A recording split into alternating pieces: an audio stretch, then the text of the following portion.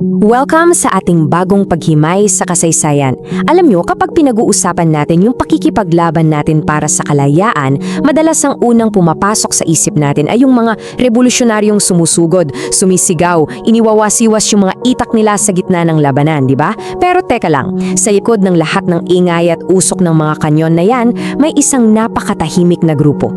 Isang tahimik pero nakamamatay na puwersa na literal na naghasik ng matinding takot sa isang buong imperyo.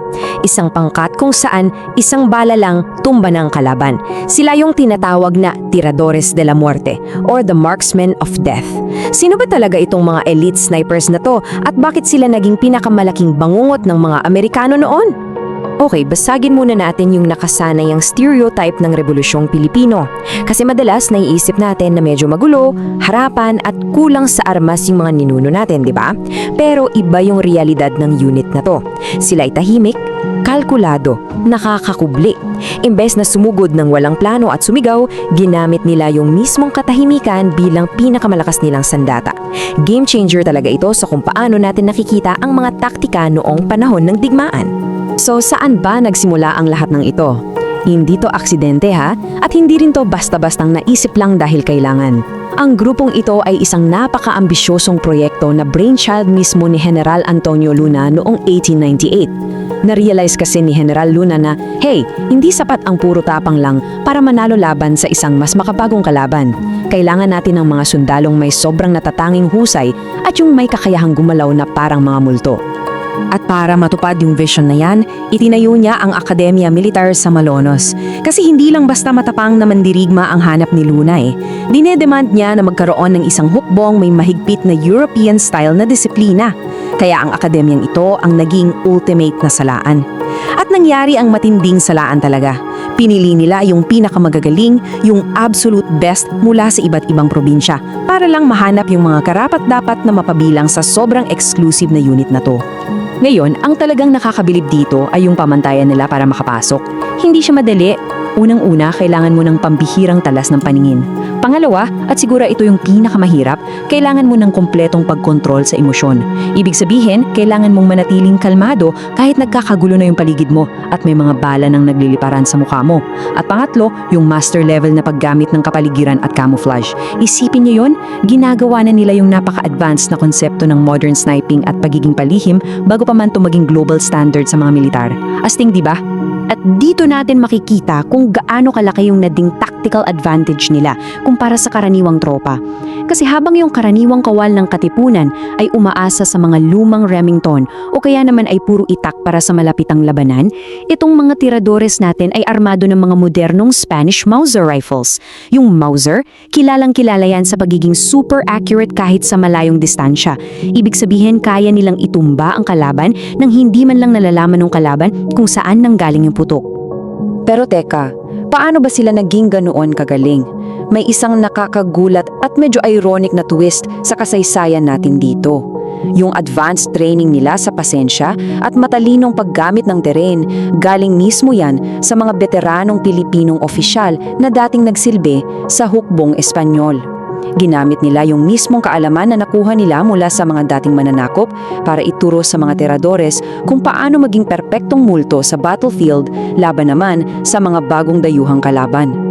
So mula sa pagkatatag ng akademya noong 1898, mabinis na nag-evolve itong unit.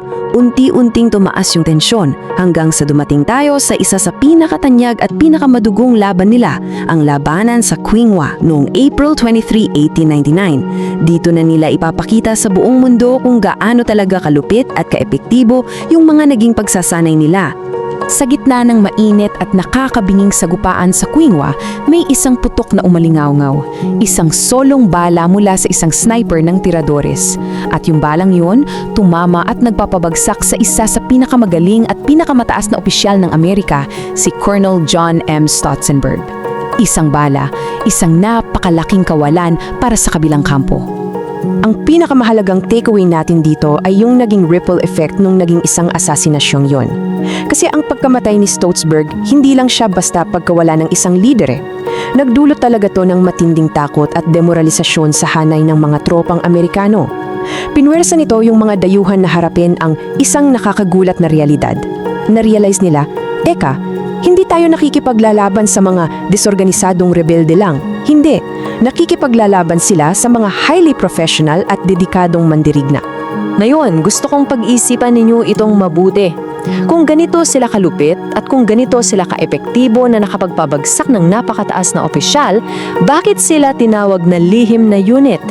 Bakit parang naglaho na lang sila na parang bula sa mga pahina ng ating kasaysayan?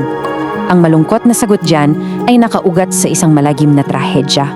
Kasi pagkatapos ng pamamaslang kay General Antonio Luna sa Cabanatuan, gumuho rin yung buong pundasyon ng pangkat na to. Si Luna kasi yung utak Siya yung nag-iisang inspirasyon at puwersa na nagpapanatili ng mahigpit nilang istruktura. Kaya nung nawala siya, nanganhulugan din yon ng tuluyang pagkabuwag ng mga Tiradores de la Muerte bilang isang formal na unit. Sayang, di ba? Isang napakalaking kawalan sa potensyal ng ating hukbo. Dahil doon, nagkawatak-watak yung mga natirang elite sniper natin. Marami sa kanila napilitang bumalik sa pakikidigmang gerilya. Yung iba naman, bumalik na lang sa tahimik at simpleng buhay sibil.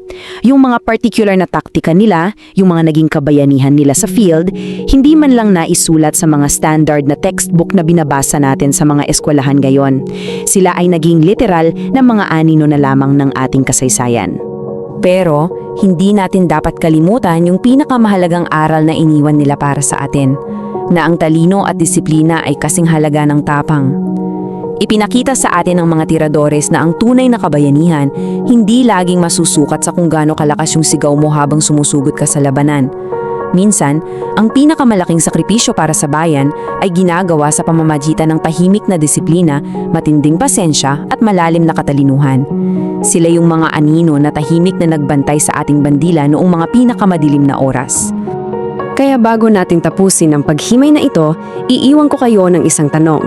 Kung ang isang napakagaling na unit tulad ng mga Tiradores de la Muerte ay nagawang may tago ng panahon, ano-ano pa kayang mga magagaling at hindi nasusulat na taktikal na lihim ng Rebolusyong Pilipino ang naghihintay lang matuklasan? Anong mga kwento pa kaya ang nakakubli sa mga anino natin na nag-aabang lang sa mga taong handang tumingin, lagpas sa mga nakasanayang stereotypes? Sana ay may natutunan kayo sa pagbalikan natin sa nakaraan ngayon. Maraming salamat sa pagsama sa makabuluhang usapang ito. Kung nagustuhan mo ang kwentong ito, huwag kalimutang i-like ang video, mag-subscribe at i-on ang notification bell para sa iba pang alamat at kwentong bayan. I-share mo rin ito para mas marami pang Pilipino ang makaalala ng kagandahan ng ating mga kwento.